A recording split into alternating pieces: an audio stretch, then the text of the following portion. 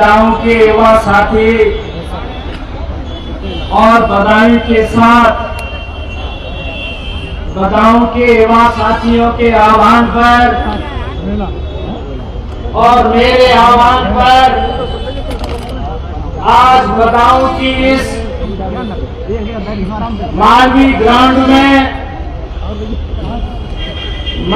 मझिया जो बुद्ध स्थल है उसको आजाद कराने के लिए पूरे भारत देश के कोने कोने से आए सबसे पहले जो भिक्षु संघ है उनके चरणों में शीश झुका के नमन करता हूं। और साथ ही जितने भी युवा साथी हैं, ये सब युवा साथी अपने मन से आए हैं और अपनी विरासत को बचाने के लिए आए हैं। इसके लिए मैं आप सबका बहुत बहुत धन्यवाद देता हूं। बदायूं की धरती वैसे ही पश्चिमी उत्तर प्रदेश में ऐतिहासिक है, क्योंकि यहाँ के युवा साथी जो भी सोच लेते हैं वो व्यक्तिगत तौर पर करने का काम करते हैं। मैं खासकर धन्यवाद दूंगा भिलौनिया महोत्सव की टीम को, जो काम सम्राट अशोक ने अपनी सरकार के दौरान किया वो काम भिलौनिया के युवा साथियों ने करने का काम किया है। और मैं कहना चाहूंगा जो मझिया बुद्ध पर्यटन स्थल है, अभी पूजनीय भंते जी कह रहे थे कि यहाँ के जो पूर्व विधायक हैं, यहाँ के पूर्व सांसद और जो भी हमारे समाज के लोग जो भारतीय जनता पार्टी में हैं, मैं उनको बताना चाहता हूं कि बौद्ध धर्म सनातन धर्म की कोई भी शाखा नहीं है। बौद्ध धर्म सनातन धर्म की कोई भी शाखा नहीं है। और आज हम जो मांग कर रहे हैं और ज्ञापन दे रहे हैं, अभी वो दिन दूर नहीं है। 2025 आ गया, 27 में आदरणीय अखिलेश यादव जी का साथ दे दीजिए। किसी की मजाल क्या है, जो मझिया क्या, आपके बदायूं की पूरी बदायूं की तरफ भी कोई उंगली उठा के देख ले। मैं धन्यवाद देना चाहूंगा आपकी संस्कृति को आगे बढ़ाने के लिए आदरणीय धर्मेंद्र यादव जी ने, आदरणीय धर्मेंद्र यादव जी के प्रयास द्वारा आदरणीय पूर्व मुख्यमंत्री अखिलेश यादव जी द्वारा 20 करोड़ रुपया उस बुद्ध स्थल के लिए दिया गया था और 99 लाख रुपया उस बुद्ध स्थल में लगा।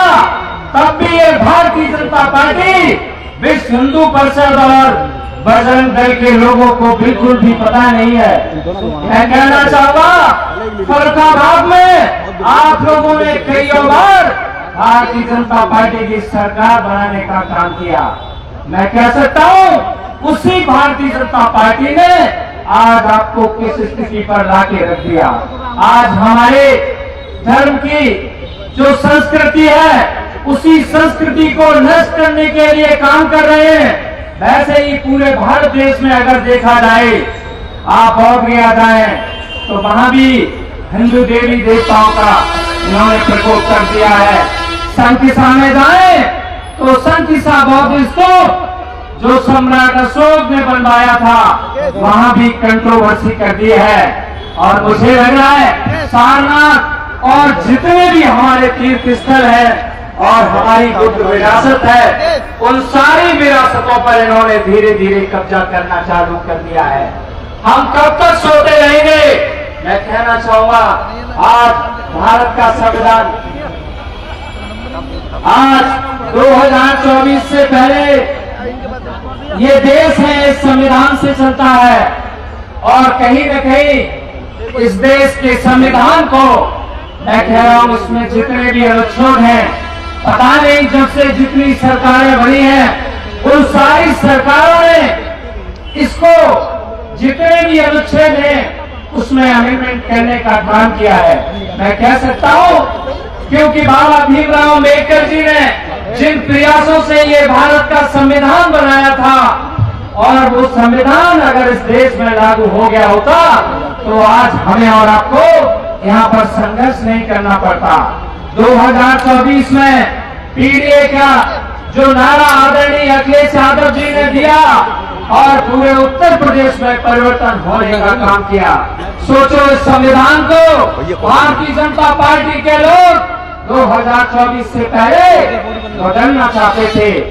मैं धन्यवाद दूंगा पूरे उत्तर प्रदेश के लोगों को जिन्होंने इस संविधान को बचाने का काम किया। और किस तरह से आज बदाऊं में जो मजिया गांव में लगातार बौद्ध भिक्षु जो हमारे वहां पर रह रहे थे उनके ऊपर अत्याचार करने का काम किया है। मैं बुद्ध संस्कृति और दलित समाज और खासकर हमारे शूद्र समाज के लोगों से कहना चाहूंगा, आज मैं भी यहाँ पर जो खड़ा हूँ वो बाबा भीमराव अम्बेडकर के संविधान से खड़ा हूँ। मैं कह सकता हूँ, अगर बाबा भीमराव अम्बेडकर ने अपने संविधान में पिछड़ों को और गरीबों को अगर आरक्षण नहीं दिया होता तो एक गरीब और सादा किसान परिवार का बेटा कभी भी कैंसर सर्जन नहीं बन पाता। मैं कह सकता हूँ, आज कैंसर सर्जन के साथ में जब मैंने देखा कि मेरे समाज के लोग, मेरे पिछड़े और गरीब परिवार के लोग जब डॉक्टर नहीं बन पा रहे हैं, एक गरीब परिवार का बेटा जब डॉक्टर बन गया, कैंसर सर्जन बन गया, तो आपने उसकी औकात देख ली। आपने उसकी औकात देख ली। आपके इस बेटे को विदेशों की धरती पर कैंसर के रूप में लोग बुलाने का काम करते हैं। मैं कह सकता हूँ, ये हमारे भारतीय जनता पार्टी के लोग धीरे धीरे हमारी पहले विरासत पर कब्जा करने का काम करेंगे, हमारी संस्कृति पर कब्जा करने का काम करेंगे और धीरे धीरे हमारे घरों पर भी कब्जा करने का काम करेंगे। इसलिए मैं आह्वान करता हूँ बदाऊं के युवा साथियों को, जब आपने इतने बड़े बड़े काम करने का काम कर लिया है तो मजिया का जो आंदोलन ये बहुत बड़ा आंदोलन नहीं होगा। मैं कह सकता हूँ, पूरे बदाऊं के जितने भी हमारे शूद्र समाज के लोग हैं, भगवान बुद्ध के मानने वाले लोग हैं, बाबा भीमराव अम्बेडकर के मानने वाले लोग हैं, लड़ई सिंह यादव जी के लोग हैं, मैं कहना चाहूंगा, जो भगवान बुद्ध ने रास्ता दिखाया था संगम शरणम गच्छामी का, हम लोग संगम शरणम गच्छामी का अगर काम करने का काम करेंगे, मजिया स्थल आजाद होने का काम करेगा। और मैं ये भी कहना चाहूंगा, जो भारतीय जनता पार्टी की सरकार में सबसे बड़ा तोप है वो तोप है केस लगाना। केसों से मत डरना। मैं आपको भरोसा दिलाता हूँ 2027 में परिवर्तन होगा और जितने भी केस ये लगाएंगे आदरणीय अखिलेश यादव सरकार से आप लोगों के केस वापस कराने का काम डॉक्टर नवल किशोर साथी करेगा। इसलिए मैं कहना चाहता हूँ कि मजिया का आंदोलन है, जहाँ से मैं सुबह से देख रहा हूँ, पूजनीय भंते सुमित रतन जी और पूजनीय भंते चैसिक बौद्धि जी ने आज वर्मा की याद दिलाई। मैं मोबाइल पर लगातार देख रहा था। मैं धन्यवाद दूंगा, हमने अपने जाबाज जो हमारे बौद्ध भिक्षु हैं, इनकी संस्कृति के सामने हम सब लोगों को आज शपथ खानी होगी पूजनीय बौद्ध भिक्षुओं के आगे कि मजिया को आजाद कराना हम सबकी जिम्मेदारी है। और मैं तो कह रहा हूँ 21 तारीख नहीं, आज से ही लगातार भूख हड़ताल जारी कर दो और तब तक जारी रखो जब तक मजिया आजाद न हो पाए। इसलिए मैं कहना चाहूंगा, मैं तो डॉक्टर नवल किशोर यहाँ पर आ गया हूँ और तब तक धरने में साथ दूंगा जब तक आप लोग हमारा साथ चाहते हो। इसलिए ये आवाज अभी तो बदाऊं से शुरू हुई है और बदाऊं में अगर खत्म नहीं होती है तो लखनऊ की सड़कें पार देने का काम भी हमारे पूरे उत्तर प्रदेश के युवा साथी करने का काम करेंगे। हालांकि हमारा फर्रुखाबाद में सबको मालूम है कि हम लोग 4,500 वोट से जीत गए थे, लेकिन इन लोगों ने 2,000 वोटों से हराने का काम किया है। उसका बदला भी आगे 2027 में लेना है। इसलिए मैं कहना चाहूंगा और विशेष अनुरोध बदाऊं के युवा साथियों से कहना चाहता हूं कि जंग में जो आपकी ये जंग आपने शुरू कर दी है, डॉक्टर नवल किशोर इस जंग को आगे बढ़ाने का काम करेगा।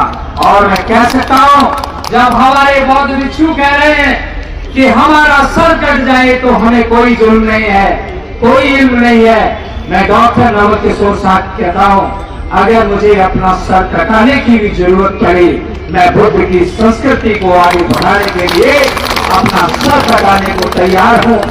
और ये जो मजिया बुद्ध स्थल है, बाकी बुद्ध स्थल की तरह आजाद करते रहेंगे।